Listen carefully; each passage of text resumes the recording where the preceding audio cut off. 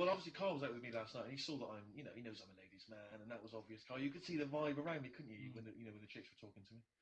And just remembered recently, actually, I was on a train coming back from hometown Bristol, and I was on the train, and this girl walks on, good-looking girl. I thought, hey, largely empty carriage. I'm thinking, my luck's in. Because I take every opportunity, Carl. That's the thing about me. I don't choose. She was a good-looking girl. She sat down. I thought she sat down right near me. I thought, brilliant. As this guy comes up behind her, and she says, I think it's probably a boyfriend or something. Sits down next to her, and I listened in on the conversation, obviously, because I'm pretending to read. It was very clever. I read the same page for hours. I was pretending to listen. I was listening, but pretending to read.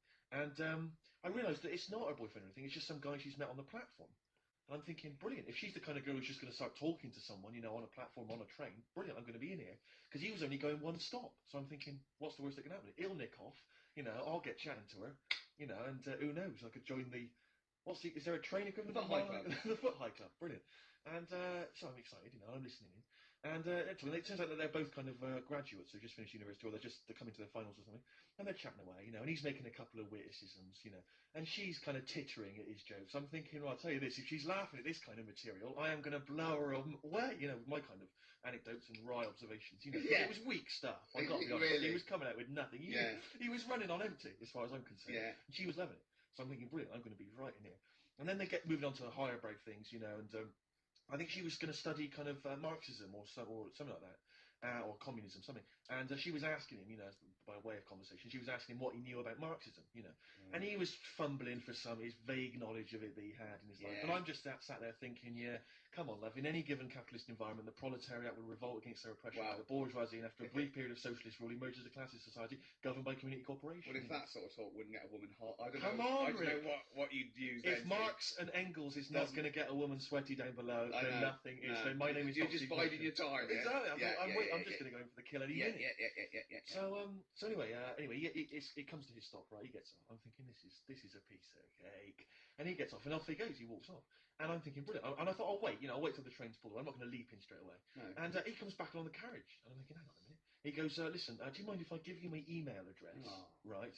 And if you want to get in touch, email me. I'm thinking, come on, you loser, get off now. Save your face, please, before it's too much. And she accepts the email address because she obviously doesn't want to hurt his feelings, whatever. I'm thinking, fair enough. She's a good woman. I'm liking her.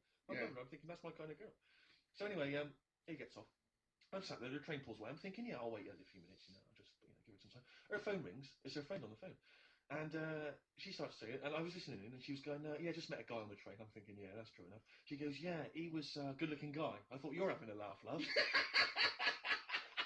To be honest, because I was looking at him, and she said to her friend, he looks a bit like tennis player Boris Becker. I thought, well, you should be so lucky, frankly, because I saw him. He had awful facial hair, if that's what makes him look like Boris Becker. Terrible little goatee beard. It was laughable.